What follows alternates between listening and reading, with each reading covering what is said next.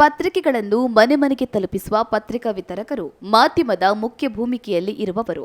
ಈ ಹಿನ್ನೆಲೆ ನಿನ್ನೆ ಕೊರಟಗೆರೆ ಪಟ್ಟಣದ ಕರ್ನಾಟಕ ಕಾರ್ಯನಿರತ ಪತ್ರಕರ್ತರ ಸಂಘದ ಕಚೇರಿಯಲ್ಲಿ ತಾಲೂಕಿನ ಪತ್ರಿಕಾ ವಿತರಕರಿಗೆ ಹಾಗೂ ಪತ್ರಕರ್ತರಿಗೆ ಆಹಾರದ ಕಿಟ್ ನೀಡಲಾಗಿದೆ. ಪಾವಗಡ ಶ್ರೀರಾಮಕೃಷ್ಣ ವಿವೇಕಾನಂದ ಆಶ್ರಮದ ಶ್ರೀ ಜಪಾನಂದ ಮಹಾರಾಜ್ ಸ್ವಾಮೀಜಿಯವರು ತಾಲೂಕಿನ ಪತ್ರಕರ್ತರಿಗೆ ಹಾಗೂ ಪತ್ರಿಕಾ ವಿತರಕರಿಗೆ ಆಹಾರದ ಕಿಟ್ಗಳನ್ನು ವಿತರಿಸಿದರು. ಬಳಿಕ ಕಾರ್ಯಕ್ರಮಕ್ಕೆ ಆಗಮಿಸಿದ ಸ್ವಾಮೀಜಿಯವರಿಗೆ ವಿಶೇಷವಾಗಿ ಗೌರವಿಸಲಾಯಿತು. ಈ ವೇಳೆ ತಹಶೀಲ್ದಾರ್ ಗೋವಿಂದರಾಜು, ಪತ್ರಕರ್ತ ಸಂಘದ ಅಧ್ಯಕ್ಷರಾದ ಕೆವಿ ಪುರುಷೋತ್ತಮ್ ಪ್ರಕಾಶ್, ಪತ್ರಕರ್ತ ಸಂಘದ ಗೌರವಾಧ್ಯಕ್ಷರಾದ ಎನ್ ಪದ್ಮನಾಭ ಸೇರಿದಂತೆ ಪತ್ರಕರ್ತರು, ವಿತರಕರು ಹಾಜರಿದ್ದರು. ಪತ್ರಿಕೋದ್ಯಮ ಅಲ್ಲ, ನಮ್ಮ ಜೀವನ ಮೌಲ್ಯಗಳ ಆಧಾರಿತವಾದ ಜೀವನ ಅಂತ ತೋರಿಸ್ಕೊಟ್ಟಿದ್ದೀರಾ. ನಿಜಕ್ಕೂ ನನಗೆ ಬಹಳ ಸಂತೋಷವಾಗಿದೆ. ಜೊತೆಯಲ್ಲಿ ನಾನು ಬಂದಿದ್ದೆ ಅಡಿಗೆ ಮಾಡೋರಿಗೆಲ್ಲ ಇದನ್ನ ಕಿಟ್ಟನ್ನು ಹಂಚಲಿಕ್ಕೆ ಬಂದಿದ್ದೆ ಬಹಳ ಹಿಂದೆ. ಕೋವಿಡ್ ಬಂದಾಗ್ಲಿಂದ ನಾವು ಕಳೆದ 30 ವರ್ಷದಿಂದ ಕೆಲಸ ಮಾಡ್ತಿದ್ದೀವಿ. ಅದರ ರಿಪೋರ್ಟ್ಸ್ ಏನು ಬೇಡ ನಿಮಗೆ. ಕೋವಿಡ್ ಬಂದಾಗ್ಲಿಂದ ಕೋವಿಡ್ ಬಂದು ಪಾವಗಡ ಮತ್ತು ಸುತ್ತಮುತ್ತ ಅಪ್ ಟು ಮಧುಗಿರಿಯವರು ಬರ್ತಾ ಇದ್ದೆ. ಈ ಅಕ್ಕಿಪಿಕ್ಕಿಯವರು ಮತ್ತೆ ಬೇರೆ ಬೇರೆ ಕಡೆಯಿಂದ ಕೆಲಸ ಮಾಡಲಿಕ್ಕೆ ಒರಿಸ್ಸಾದಿಂದ, ರಾಜಸ್ಥಾನದಿಂದ, ವೆಸ್ಟ್ ಬೆಂಗಾಲಿಂದ, UPಯಿಂದ ಬಂದಿರುವಂಥ ಕೆಲಸಗಾರರೆಲ್ಲ ಸಿಕ್ಕಾಕೊಂಡ್ಬಿಟ್ಟಿದ್ರು. ಸೊ ಅವ್ರಿಗೆಲ್ಲ ನೋಡಿಕೊಂಡು ಇದು ಮಾಡಿ ಒಂದು ನಮ್ಮ ಕಂಪ್ಯೂಟರ್ ಪ್ರಕಾರ we have distributed more than 30,000 packets for the people. 30,000 ಜನಕ್ಕೆ ಇದನ್ನು ಸಹಾಯ ಮಾಡಿದ್ದೀವಿ.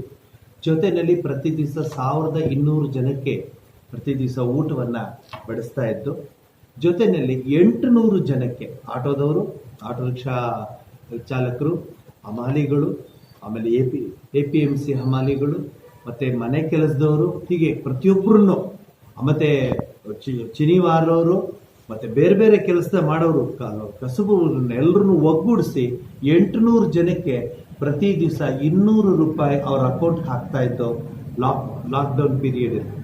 ಸೊ ಅದು ಬಹಳ ಅದ್ಭುತವಾಗಿ ನಡೀತು. ಇದೆಲ್ಲದರ ಹಿಂದೆ ಶ್ರೀಮತಿ ಸುಧಾಮೂರ್ತಿಯವರು, ಅಧ್ಯಕ್ಷಿಣಿ ಇನ್ಫೋಸಿಸ್ ಫೌಂಡೇಶನ್ ಅವರ ಸಹಕಾರ ಮತ್ತು ಆಶ್ರಮದ ಕೆಲಸ ಆಗ್ತಿದೆ.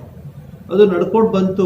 ಕೋವಿಡ್ ಬಂತಲ್ಲ ಅಂತೆಲ್ಲ ಕೆಲಸ ಮಾಡಿಕೊಂಡು ಸ್ಕೂಲ್ಗಳೆಲ್ಲ ಸ್ಯಾನಿಟೈಸೇಷನ್ನು, ಸ್ಕೂಲ್ ಮಕ್ಕಳಿಗೆಲ್ಲ ಸ್ಯಾನಿಟೈಸರು, ಮಾಸ್ಕ್ಸು, ಅದು ಎಕ್ಸಾಮ್ ಅಲ್ಲಿ ಅವ್ರಿಗೆ ಎಕ್ಸಾಮ್ ಆದ್ರೆ ನನಗೆ ಎಕ್ಸಾಮ್ ಏನು. ಪತ್ರಕರ್ತರ ಸಂಘದ ವತಿಯಿಂದ ಹಲವಾರು ಸಾಮಾಜಿಕ ಕಾರ್ಯಕ್ರಮಗಳು ಆಗ್ತಿದ್ದಾರೆ. ಎಲ್ಲ ಮನೆ ಶಾಸಕರು ಕೂಡ ಇವ್ರ ಜೊತೆ ಇದ್ದಾರೆ.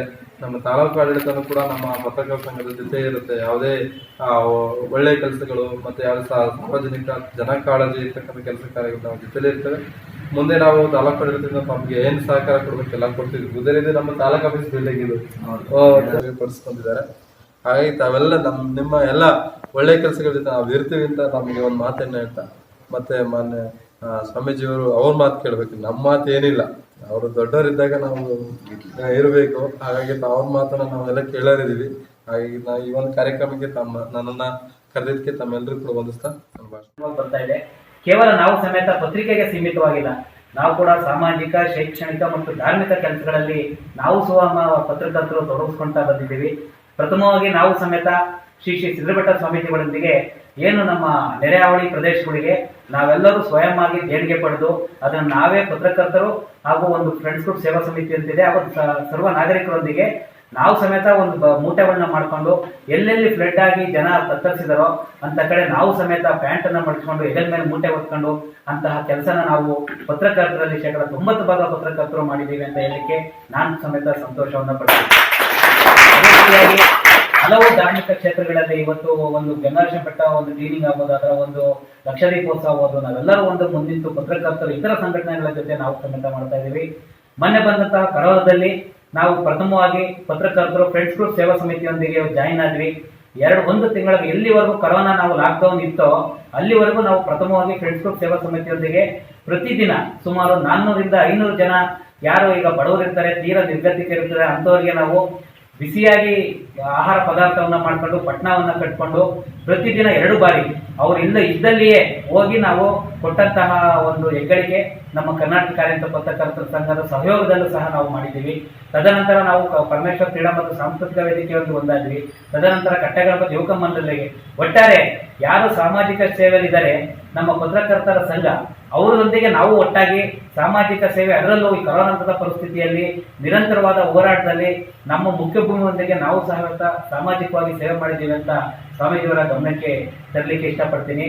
ಮುಖ್ಯವಾಗಿ ನಾವು ಇಡೀ ಜಿಲ್ಲೆಯಲ್ಲಿ ನನಗೆ ಗೊತ್ತಿಲ್ಲ, ಆದರೆ ನಾವು ಕೊರಟಗೆರೆ ಕಾರ್ಯನಿರತ ಪತ್ರಕರ್ತರ ಸಂಘ ನಾವು ಖಂಡಿತವಾಗಿ ಪತ್ರಕರ್ತರು ನಾವು ಯಾವತ್ತೂ ಮಾಡಿಲ್ಲ.